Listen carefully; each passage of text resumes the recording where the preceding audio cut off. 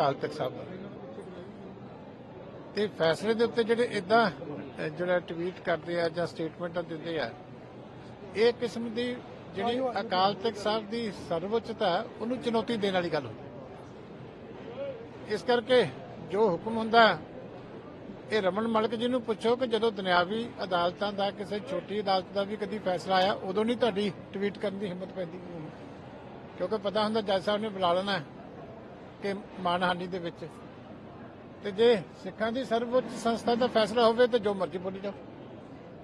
ਇਹਨਾਂ ਨੂੰ ਇਹਨਾਂ ਚੀਜ਼ਾਂ ਤੋਂ ਮਰਿਆਦਾ ਦੇ ਵਿੱਚ ਰਹਿ ਕੇ ਸਾਰਿਆਂ ਨੂੰ ਗੱਲ ਕਰਨੀ ਚਾਹੀਦੀ ਹੈ। ਇਹ ਚੰਗਾ ਨਹੀਂ ਲੱਗਦਾ। ਇੱਕ ਰਵਨੀਤ ਬਿੱਟੂ ਵੱਲੋਂ ਸਟੇਟਮੈਂਟ ਦਿੱਤੀ ਗਈ ਹੈ ਕਿ ਜਿਹੜਾ ਵਰਿੰਦਰ ਚੌੜਾ ਨੇ ਜਿਹੜਾ ਇਹ ਇੰਸੀਡੈਂਟ ਕੀਤਾ ਇਮੋਸ਼ਨਲ ਹੋ ਕੇ ਕੀਤਾ ਹੈ, ਉਹਨੂੰ ਮਾਫ ਕਰ ਦੇਣਾ ਚਾਹੀਦਾ ਹੈ।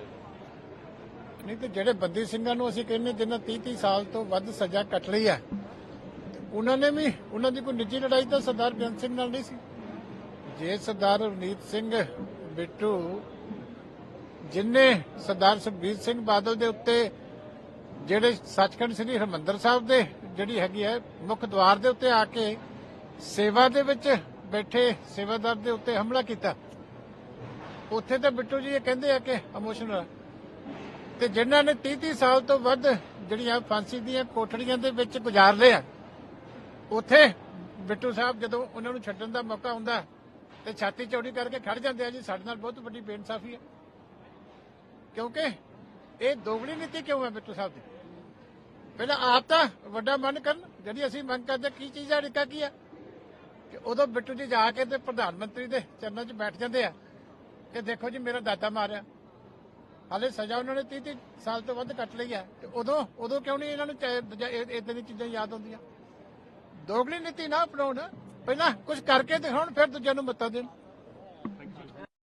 हम देख रहे हैं कि लगातार अब गुरुद्वारों में आ रहे हैं बादल साहब, और जो आरोपी पकड़ा गया है उससे पुलिस पूछताछ भी कर रही है। तो इस पूरे मसले पर आपकी प्रतिक्रिया चाहेंगे कि अब तक कितनी संतुष्टि, अगर आप देखें जो जांच में है और जो अभी चल रहा है जांच आगे को लेकर, कितना संतुष्ट है सुरक्षा को लेकर? देखिए, जहाँ तक हमें सेवा लगाई गई है वो तो मैं अकाल पुरख का शुक्राना करता हूँ कि उनकी कृपा से बड़े अच्छे तरीके से चल।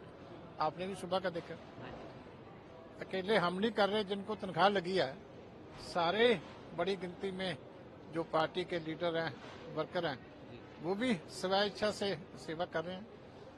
तो हमारे धर्म में सेवा का बहुत बड़ा महत्व है, तो उसी भावना से हम लोग सेवा कर रहे हैं और उम्मीद करते हैं कि गुरु साहब हमारी सेवा प्रवान करेंगे। बाकी जो इन्वेस्टिगेशन की बात है उस पर क्या संतुष्टि हो सकती है? इन्वेस्टिगेशन कौन कर रहा है? जिन्होंने सिंपैथी एंगल देकर के सारा कुछ खत्म करने की कोशिश की, जो अफसर जिनके ऊपर डायरेक्ट एलिगेशन लग रही है कि वो इतना बड़ा जो पुराना एक हिस्ट्री शीटर था उसके साथ हाथ मिला रहे हैं, 2 दिन से उसके साथ घूम रहे हैं, बैठ के सारा कुछ डिस्कस कर रहे हैं, तो आज तक तो कोई अफसर ट्रांसफर तक भी नहीं हुआ। आप सोच सकते हैं कि इतने बड़े एक जो आदमी यूनियन मिनिस्टर में रह चुका है, जो डिप्टी सीएम भी रह चुका है, इतने लंबे समय से वो पार्टी के अध्यक्ष चल रहे हैं, तो उनके ऊपर कातराना हमला हुआ। और दूसरी बात है कि हुआ कहाँ? सचखंड श्री दरबार साहब, यहाँ सारी मानवता को एक साझा संदेश जाता है, उनके मुख्य द्वार पे हुआ। और अकाल तख्त साहब के हुक्म के नीचे वो पहरेदार की वहां ड्यूटी कर रहे थे, उनके ऊपर हुआ। तो हम चाहते थे कि जुडिशियल जांच हो, तो जो जांच कौन कर रहे हैं? जिनके ऊपर खुद पे पहले दिन इतने आरोप लगे, तो जिनकी जांच होनी है वो खुद जांच करेंगे, तो जांच क्या होगी?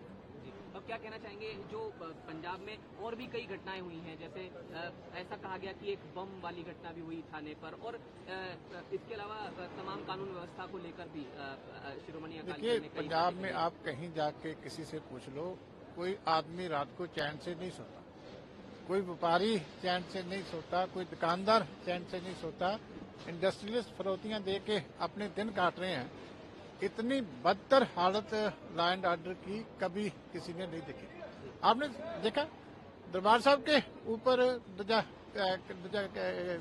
कोई आप याद करोगे कब ऐसे इंसिडेंट हुई?